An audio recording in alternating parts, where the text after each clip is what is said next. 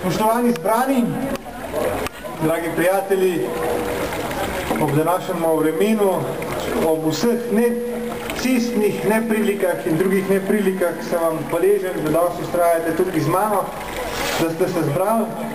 Ne smem pa pozdraviti vse kolege, ki tam, bom rekel, nekoliko bolj izroba spremljajo moj današnji govor za kolege, druge kandidate, torej sodelavci in prijatelji iz drugih volilnih štabov, tako da tudi vas prav lepo pozdravljam in sem siguren, da bodo to danes kaj uporabnega in koristnega.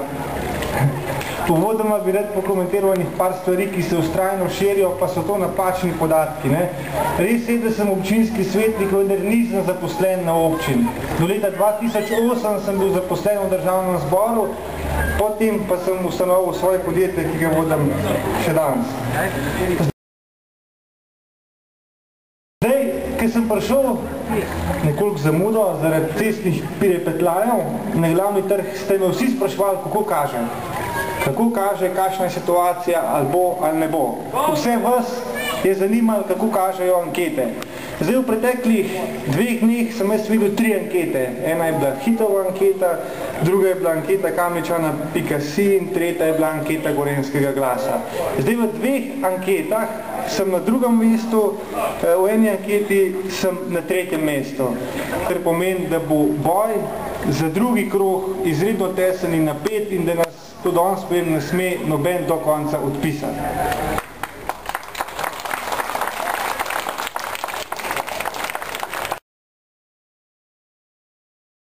Tisti, ki smo se danes tukaj izbrali, nam je popolnoma jasno, da Kamnik danes potrebuje spremembe. Po 16 Smolnikarjevih letih bi bilo zdravilno za demokracijo in pa tudi za našo občino, da bi prišlo do sprememb. Ja.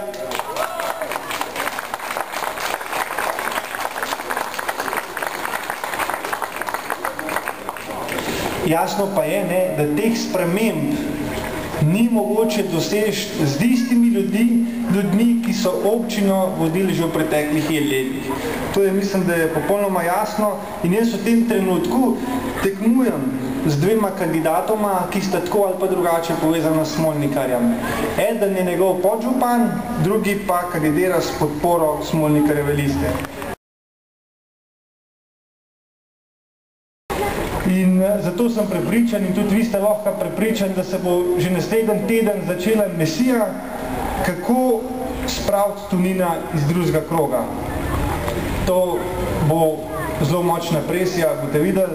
Nekateri so že tako malo po vinkih, pa malo po stran začeli namigovati, da ne bi bil jaz avtor enega članka, najbrž ga vsi poznate, ki se je nedavno pojavil v reviji Reporter z naslovom, pisal je Smolnikarjevi marioneti Golubovič in Šarec. Zdaj, v članku pišejo o tem, da ne bi se Golubovič združil z Milošem Milovičem Negolo, v Šarcu pišejo o tem, da ne bi dobival visoke neobdavčene honorarje, meni pa očitajo, da sem premlad za župana. Zdaj, zgodba je tukaj popolnoma enostavna. Meni hočejo naprti to, da sem ta članek jaz napisal, da sem ta članek jaz zrihtel in da sem ga objavil v Reporterju. Okrog tega bojo spletali celo zgodbo, med drugim tudi to, novinar, ki je to zgodbo pisal, obstaja ena fotografija, ki jo najdete na internetu, ker sva s tem novinarjem nekaj let nazaj slikana skupaj v Izraelu. Kje, kamor smo šli s FDV-jem, torej s fakulteto, na eno strokovno ekskurzijo. In ta slika jim bo najbolj služila za to, da bo rekel, aha, a ga vidite, on ima prijatelja, to je vse zrihtel in to je tako naredil, samo zaradi tega, da bi nas črnil. Še posebej pa so stvari pač tako narejene, da neki strani za tem se pa pojavil nov članek, v katerem pa piše, da so lahko mladi župani zelo uspešni in da tudi navajajo nekaj primerov, kako so bili župani pri 28 letih izredno uspešni in so veliko naredili. Bil bi resnično neverjetno vpliven mož, če bi bil sposoben jaz diktirati slovenskim medijem, kaj ne pišajo in kako ne pišajo. To bi bil jaz, bom rekel, res nekaj neverjetno moč. Da boste rekli, da samo od politike govorim, pa volilne, predvolilne strategije je treba nekaj rešiti v problemih, ki se že 16 let vlečejo. Eden izmed takih problemov je zagotovo tudi Velika planina. Zdaj jasno je, da Velika planina posluje z izgubo. Tam gor še vedno velja ena socialistična logika in sicer, da kar bo družbi zmanjkalo na konc leta, ni nobenega problema, bo že občina na konc dodala zraven. Ampak vi vsi, ki delate za svoj denar, točno veste, ne, da lahko zapravite sam toliko denarja, ki ga ustvarite. In zato bo mogel ta nov župan, prva stvar, ki je bo naredil z Veliko planino, od uprave zahtevati, da prilagodi poslovanje družbe trenutnim razmeram. To pomeni, da prilagodi prihodke in odhodke, ker zdaj so bili odhodki stalno večji kot pa prihodki. Zdaj jasno je tudi, da tam na Veliki planini stvari polet funkcionirajo, pozim pa se malo stvari zapletajo. Pa bo Veliko planino sploh zanimiva za koga, je pa najprej treba prijeti na nično, ker nihče in nobeden se ne bo lotil firme in se prijel firme, ki bo poslovala z nučem. To je popolnoma jasno. Veliko planino ne bomo prodali, ampak bomo pa dobili družbenika, ker bo imela občina še kar večinski delež, ampak nekoga, ki pa bo imel denar, da bo pa šel zraven in da bo stvari nam pomagal razvijati. Zdaj, danes je predviden, da ne bi Frana Albrehta podarili in sozidali novo, medtem pa ne bi Toma Brejca adaptirali in dozidali. In ker sta obe dve šole na precej istem mestu, so meni arhitekti svetovali, da bi bilo veliko bolj pametno narediti torej eno zgradbo, da je ceneč delati eno malo večjo zgradbo, kot pa eno zgradbo, pa potem drugo obnavljati, ampak eno malo večjo zgradbo z dvema traktoma, z ločenima vhodoma, da bi ta stvar na nek način pocenila vse skupaj gradno in na koncu bi lahko kljub vsemu pa obdržali določene skupne stvari, kot so kuhna, knjižnica, kotlovnica in tako naprej. Jaz sem bil obtožen, da jaz zagovarjam ukinitev Frana Albrehta in Toma Brejca in da se zavzemam samo za eno šolo. Prosim vas, vse tiste, ki ste danes tukaj in ko vam bojo te stvari govorili in vas prepričevali, da se Tonin zavzema samo za eno šolo, vas lepo prosim, če poveste, da to ne drži, da je to čist navadna laž. Tonin se zavzema za dve različni šoli, še vedno Toma Brejca in Frana Albrehta, da pa razmišlja, na kakšen način bi to stvar sploh uresničili. Čisto motim, lahko je flancat o tem, da kako bomo mi vse naredili, ampak treba je vedeti, kaj imamo, koliko denarja imamo in kaj iz tega lahko naredimo. In v okviru tega je treba prekalkulirati in izračunati možnosti. Še enkrat pa poudarjam, povejte vsem naprej, da to je neresnica, da se jaz zavzemam samo za eno šolo in da bi ostale dve šole ukinili in naredili eno. Ker to se širi med učiteljni, ko sem zadnjič hodil tam na gor po krajih, je ena gospa mi rekla, hotela sem voliti za vas, ste v redu fant, vse nikaj, ampak zdaj ste pa glede šol se zavzemil za eno šolo, vas pa ne bom več. In sem me lepo razložil, da to je navadna laž. Prva izmed stvari, ki jih občina lahko naredi za našo kamniško kmetijstvo, je predvsem ta, da še naprej sofinancira določene kmetijske dejavnosti, ki jih je že sofinanciralo v preteklosti. To se da narediti in to je mogoče narediti. Ena izmed stvari, ki jih pa imam jaz v svojem programu, je pa tudi ta, da bi ustanovili sklad za razvoj podeželja in kmetijstva. Vi veste, tisti, ki poznate nekoliko bolj podeželje, da imajo številni kmetje in tudi drugi z podeželja krasne in dobre ideje. Da je pa težava v tem, da nimajo denarja, da bi jih uresničili. In tukaj mislim, da lahko pride zraven občina, da pomaga tem kmetom, da pomaga tem idejam. Če ima nekdo super idejo za turistično kmetijo, pa nima denarja, da mu pomaga ta projekt uresničiti s tem, da mu sofinancira ta projekt. V zadnjem času se je ogromno govorilo o športnem parku. Športni park in dela naj bi tam napotkalo hotel in pa olimpijski pokrit bazen. Stal naj bi pa 10 milijonov evrov in spet so se razširile po kamom govorice, češ, da Tonin je pa proti temu športnemu parku. To spet ni res, to je spet čist navadna laž.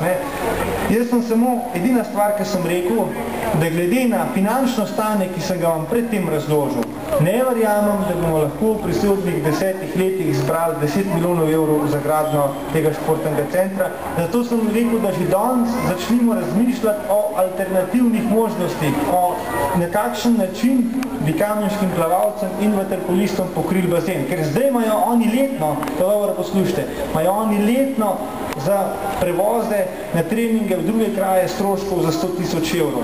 In moj štab smo v preteklih dneh poskali rešitve in smo najdeli eno napihljivo kupolo, napihljivo konstrukcijo, ki jo uporabljajo tudi pri drugih bazenih velikosti 60x30 metrov, ki bi jo lahko kupili že za 85 000 evrov. In zdaj pogledajte, letni stroški prevozom so 100 000 evrov, tukaj je pa kupola 85 000 evrov. Torej, treba je začeti z majhnimi koraki in si ne delati megalovanske projekte, ki jih ne bo nihče in nikdaj ali pa šele čez nekaj let uresničil, ampak je treba začeti s konkretnimi projekti, ki jih lahko uresničimo in ki bojo imeli velik učin. In kaj se je spet naredili? Naredili se je spet to, jaz, ki sem iskal konkretne rešitve, sem bil za to stvar kaznovan, ne? Tisti, ki so pa še vedno naprej vse obljubljali, kako in kaj bojo vse naredili, so pa bili nagrajeni.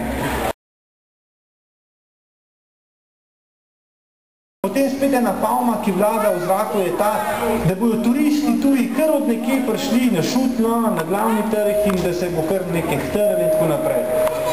Tisti, ki ste že šli kdaj po svet, veste, da so zanimive tiste ulice in tisti kraji, ki so živi, kjer je življenje. In zato je naloga novega župana in vseh tistih, ki se bojo ukvarjali z oživljanjem starega mestnega jedra, da razmišljajo predvsem na tem, na kakšen način pripeljati na domače ulice, na stare mestne ulice, svoje lastne domače ljudi. Mislim, da danes bodo vse druge kandidate videli, da razmišljajo predvsem o tem, kaj vse bojo obljubili, da vas bojo prepričali. Nihče pa ne razmišlja o tem, kako in na kakšen način bomo dobili dodatne proračunske vire. Ker formula je popolnoma enostavna. Več kot bomo imeli denarja, več projektov bomo lahko realizirali. In zato bi mogel že danes vsak županski kandidat razmišljati o tem, na kakšen način dobiti dodatne proračunske vire. Jaz tega pri drugih kandidatih nisem videl. Sam sem se dobil recimo županom Rogatca Martinom Nikoličem, ki je zelo znan po tem, da zna svoj proračun, torej tisti, kar mu da država, nabildati, napumpati in pridobiti še enkrat več sredstev. In on je podprl to mojo idejo o polnilnici vode. Jaz sem predlagal polnilnico vode. Zakaj? Zaradi tega, ker ugotovili smo, da v Kamen imamo kvalitetno vodo in da obstajajo določeni viški te kvalitetne vode. In danes mi sosednjim občinam to vodo prodajamo na veliko.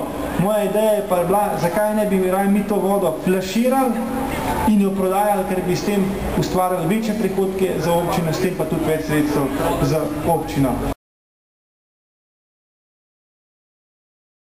Rekel bi za konec samo še to, jaz sem zdaj v tem trenutku v najboljših letih, če smem tako reči.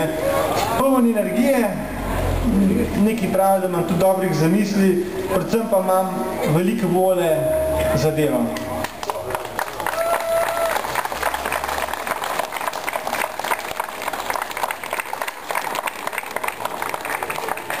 Do zdaj smo imeli, bom rekel, nekoliko starejšega župana, 16 let. Če mislite, da je zdaj čas, da pride nekdo z nekoliko več energije, pa z nekoliko več volje, potem boste v nedeljo obkrožili številko 6 in dali priložnost županu blizu ljudem. Hvala lepa, srečno.